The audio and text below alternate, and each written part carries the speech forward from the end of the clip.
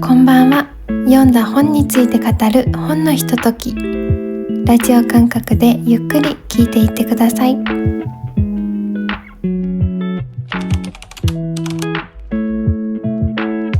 最近は青山美智子さんの作品を新しく2冊読みまして、お家にある他の作品も読み返してみたんですが、どれもいい作品ばかりなんですよね。ということで今回は最近読んだ青山美智子さんの作品2冊とこれまでの作品も少し紹介したいと思います。まず1冊目は木曜日にはココアを。こちらはマーブルカフェというカフェを舞台に緩やかにつながる12編からなる物語です。短編なのでどこからでも少しずつでも楽しめる本となっています。だけど前のお話の主人公が次のお話では脇役となって登場していたりとつながりも感じられるんですね。この小説を読んでいて私も知らないうちに誰かの人生の物語の脇役になっていたり、もしかしたら救いになっていたりするのかなって思うと、それってなんかいいなぁとほっこりした気持ちになります。2冊目はお探し物は図書室まで。町の小さな図書室を舞台とした仕事や人生に行き詰まりを感じている5人の物語です。不愛想だけど聞き上手な司書さんが探している本と手作りのフェルト人形をつけておすすめの本も一緒に渡してくれるんですね。それがこの登場人物たちにとって本当に探しているものは何なのかっていうのを気づかせてくれるんです。私は以前ミステリーを読むことが多くて、ある日別のジャンルを読んでみようと思い立って、原田マハさんの本日はお日柄もよくと、青山さんのこの本を手にしたんですね。そしたらもうドハマりして、こんなに温かい本があるんだって、私にとってこの本は初めての青山さん作品で、新しいことにチャレンジしようと思ったきっかけにもなった本です。3冊目は月曜日の抹茶カフェ。この本は木曜日にはココアをで登場するマーブルカフェが定休日の月曜日に一度だけ開かれる抹茶カフェの物語です。木曜日にはココアをの続編というわけではないんですが、登場人物が一部被っていまして、時間を経て描かれているんですね。合わせて読むともっとつながりを感じられると思います。この物語を読んでいると、人の縁っていいなって思わされるんですよね。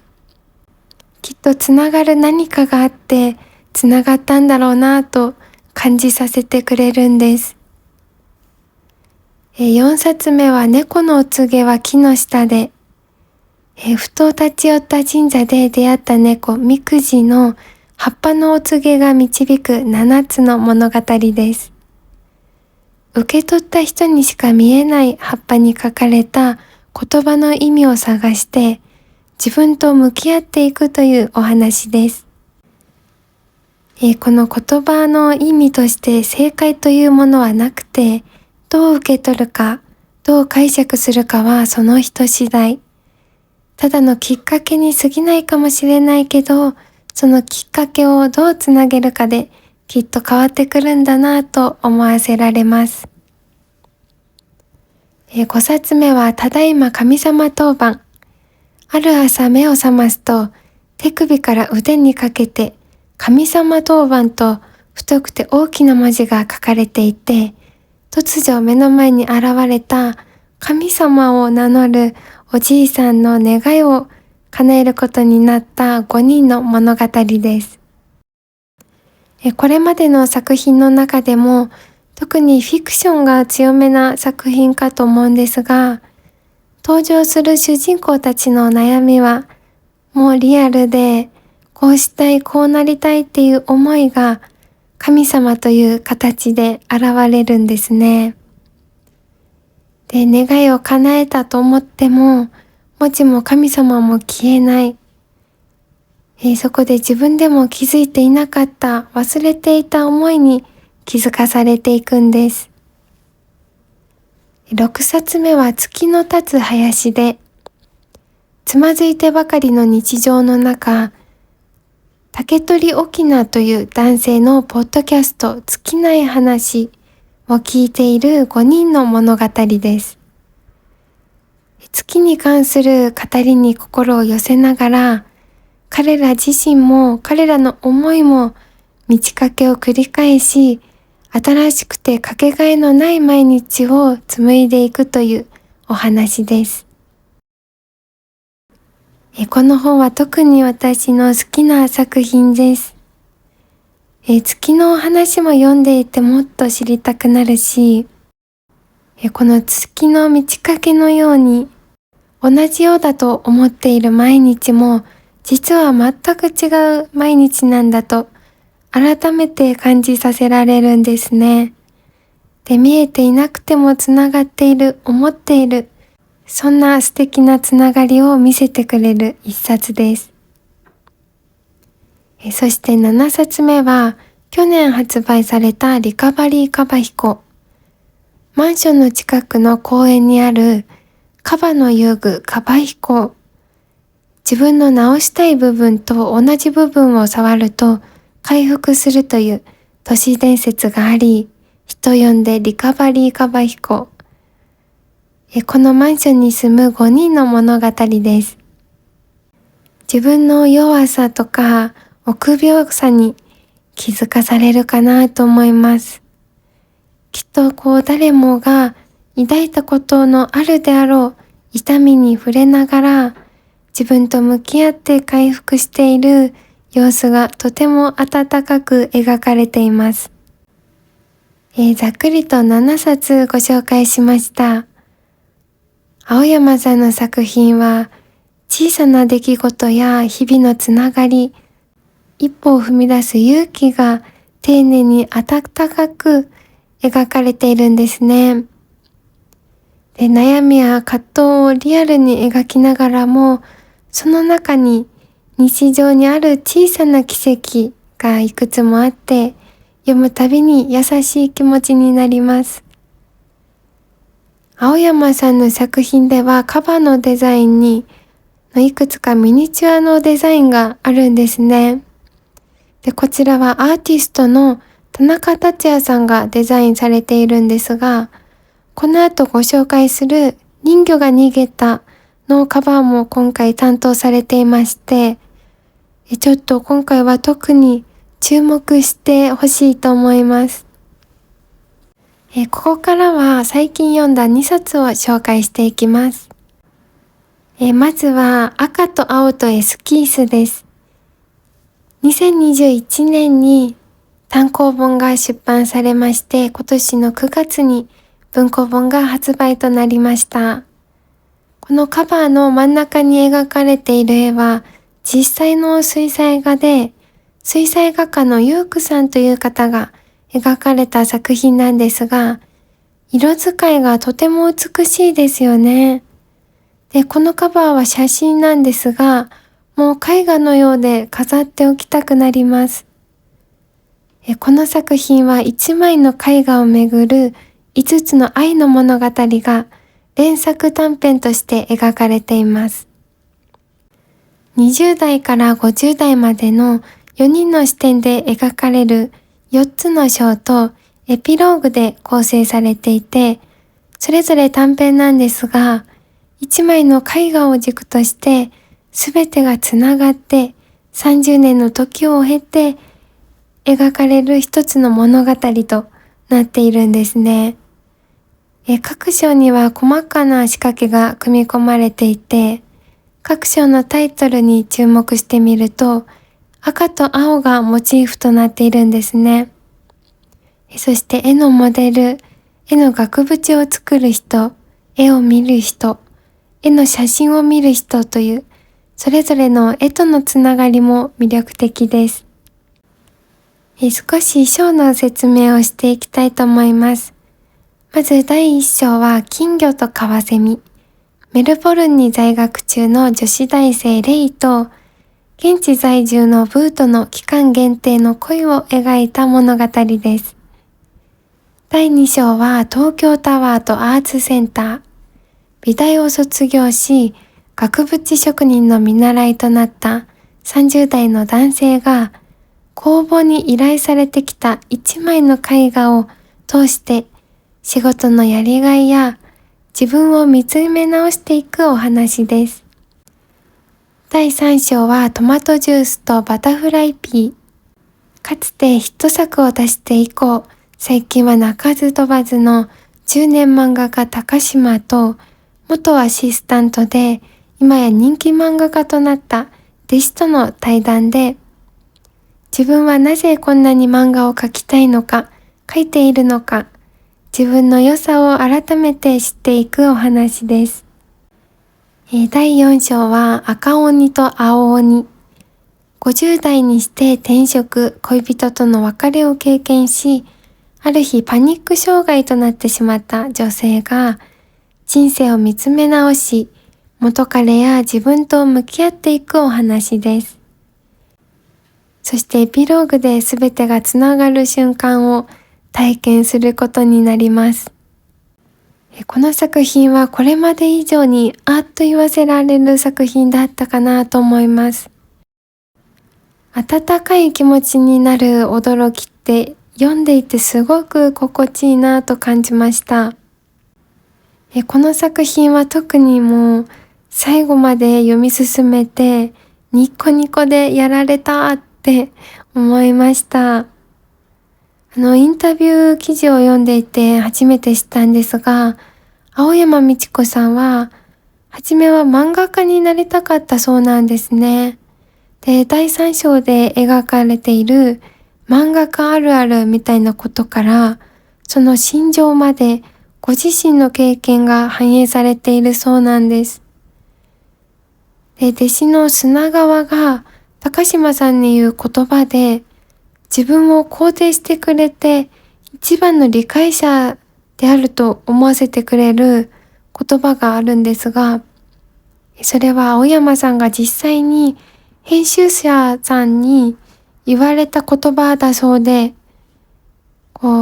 相手を尊敬する気持ちや信頼関係が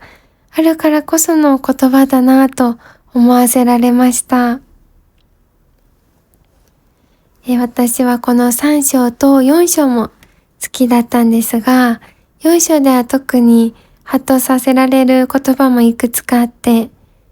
女性がパニック障害で出勤できなくなってしまった時に、お店のオーナーが彼女に給食を提案するんですね。で、その時の言葉に生き延びなさいという言葉があって、オーナーが彼女に伝える言葉の数々に救われる思いがします。で、この言葉を受けて女性も、これまで通りのことをするのが難しいとき、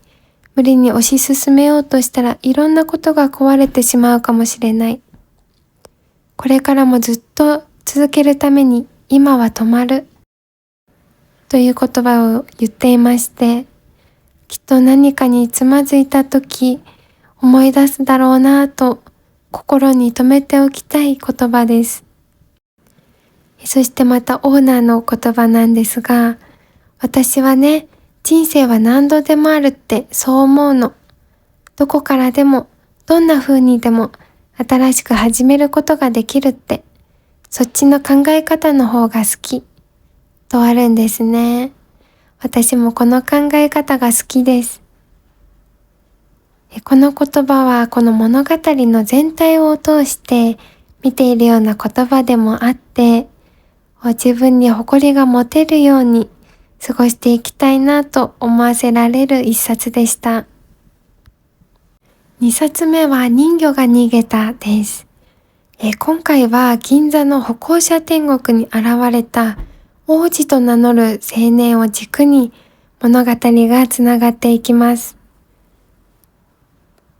リアルとフィクションが入り混じった世界観で、5人の男女の人生の節目が描かれているんですが、この物語には結婚というのが裏テーマとしてあると、著者の青山さんは語られていまして、人魚姫といえば多くの方が知っているかと思うんですが、王子と結ばれたかった人魚姫のお話なんですよね。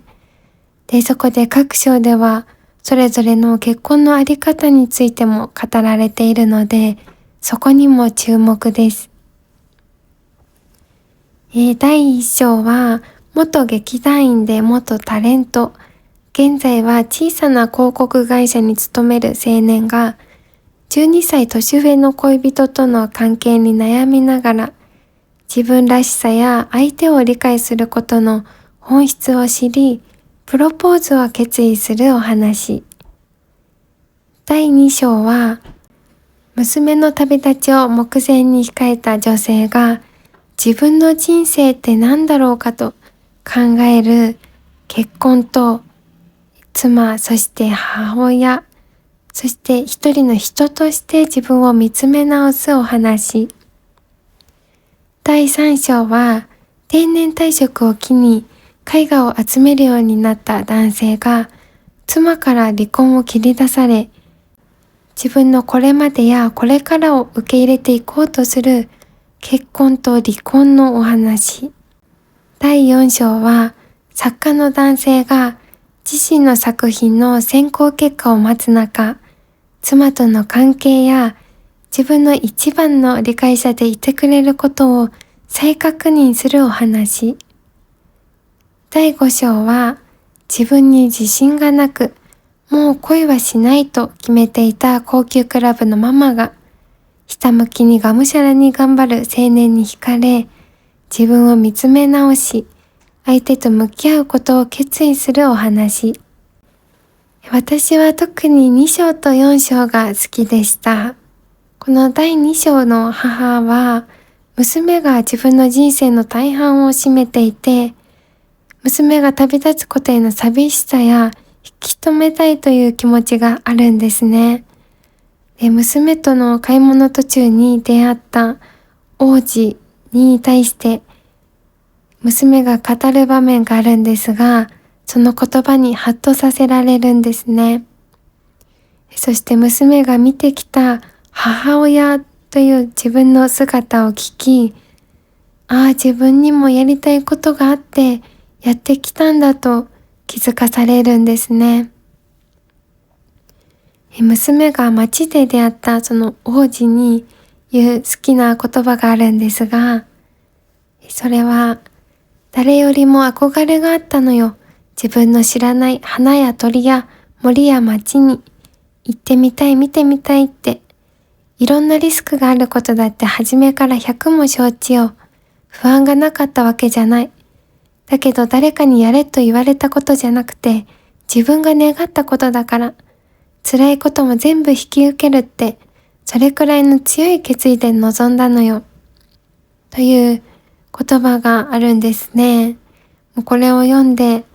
ああ、私も地元で就職して暮らせばいいのにっていう母に対して、こんな気持ちで就職して上京してきたなぁと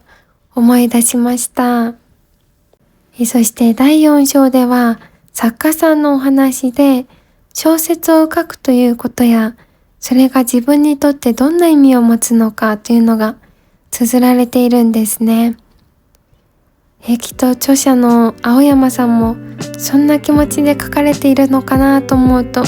もうもっともっと読んでいきたいと思いました。この作品にはアンデルセンの人魚姫の解釈や、こんな物語だったよなって綴られている場面が何度か登場するんですね。それが人によって少し違っていたりするんです。それって今の自分の状況だったり、自分と重ね合わせてみたり、自分だったらとか、人の目を通してこの解釈や見方っていうのは変わるんだなと感じさせられました。で、これを読んでて昔自分が読んだ頃はどう思っていて、今の自分にはどう見えるだろうかって改めてね、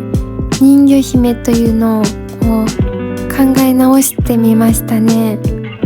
そしてこの作品はファンタジー要素もあり、読量感は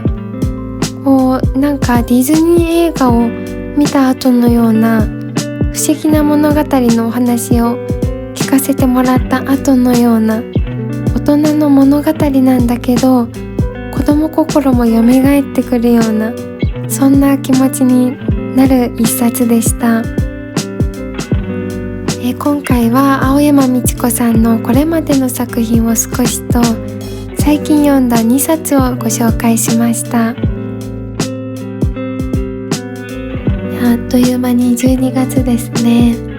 今年も残すところあ